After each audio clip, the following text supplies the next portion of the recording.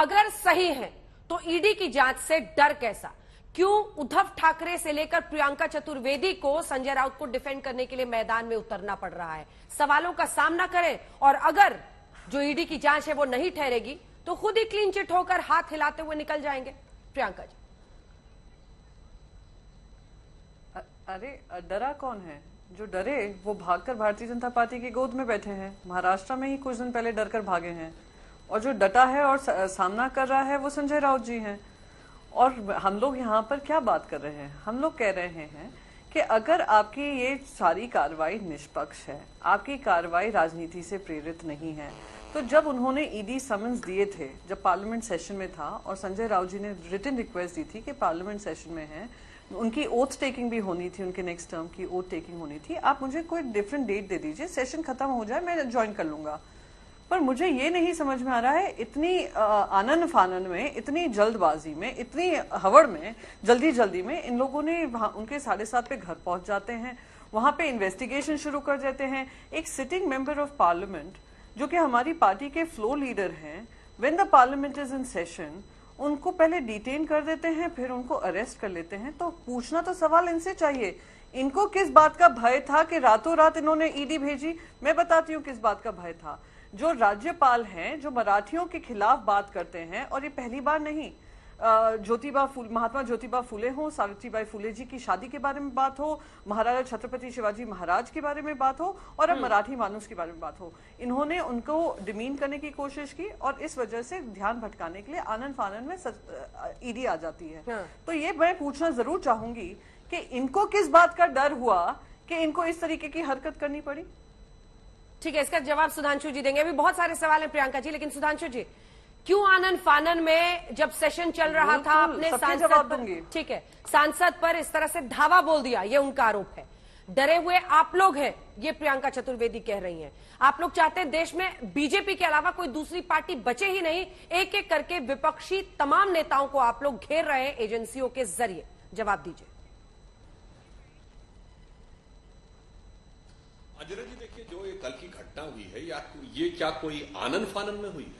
अचानक अनायास हो गई है। यह प्रक्रिया तो बहुत दिनों से चल रही थी। ईडी से संजय राउत जी की पूछताछ का विषय भी चल रहा था। आप याद करिए, अभी कुछ दिन पहले की तो बात है जब उन्होंने ईडी के सामने आने से इस आधार पर इनकार किया था कि वो उपराष्ट्रपति के चुनाव में व्यस्त है।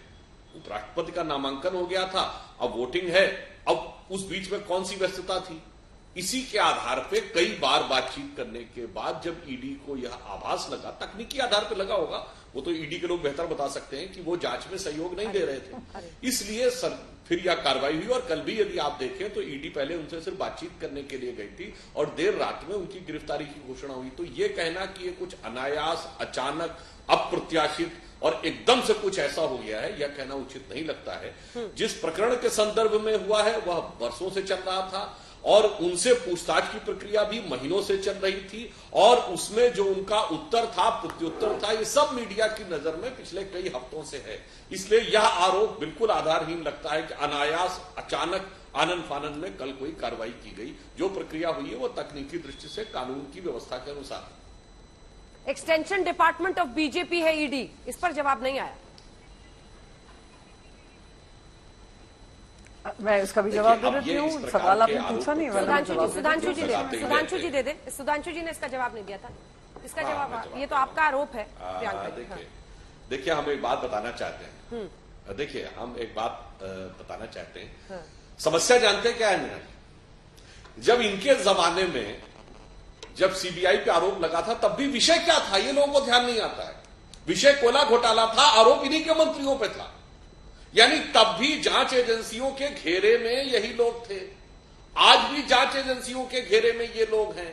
तो अब ये बताएं कि सत्ता में हो या प्रतिपक्ष, चाहे कोलगेट हो, चाहे सीडब्ल्यूजी हो, चाहे 2G हो, तब भी सीबीआई और ईडी के फंदे में यही लोग थे। आज वही प्रक्रियाएं चल रही हैं, तो आज भी ये है। तो अब ये आरोप लगाने का तो औचित्य नहीं। हम तो तब मानते कि उस जमाने में आप ये कहते कि साहब हमारे ऊपर तो कोई आरोप नहीं था, अब अचानक आरोप आ गए विपक्ष पे, विशेषकर कांग्रेस पार्टी पे यदि देखें तो ये तमाम ऐसे मामले जो वर्षों से चल रहे हैं, हमारे सरकार में आने से पहले से चल रहे हैं। अभी ईडी के मामले पे सोनिया जी और राहुल जी को जिस कारण से पूछताछ चल रही, तो 2013 का मामला है, यानी इनकी सरकार के समय में हुआ है। इसलिए ये आरोप भी पूरी तरीके से आधारहीन लगता है कि जो जांच एजेंसियों को प्रभावित करने, दबाव में लेने, और आपने देखा था कांग्रेस ने तो आगजनी और तोड़फोड़ भी की थी। तो ये और कुछ नहीं, केवल कानून से अपने को ऊपर समझते हुए कानूनी एजेंसियों को दबाव में लेने की एक सोची समझी रणनीतिक प्रक्रिया का अंग है।